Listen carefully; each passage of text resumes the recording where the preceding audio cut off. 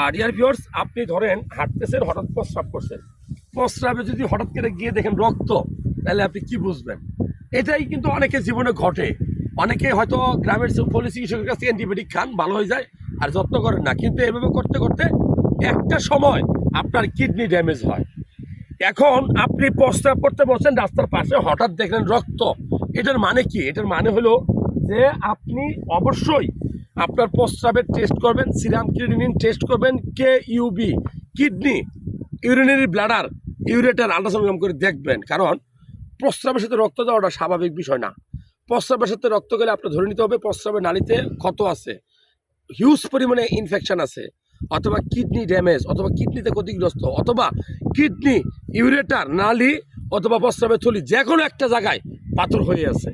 So এই সকল যে পাথর হওয়া, কিডনি ড্যামেজ হওয়া, প্রস্রাবের রাস্তায় ইনফেকশন হওয়া, এই সবগুলাই কিন্তু প্রস্রাবের সাথে রক্ত যাওয়ার লক্ষণ।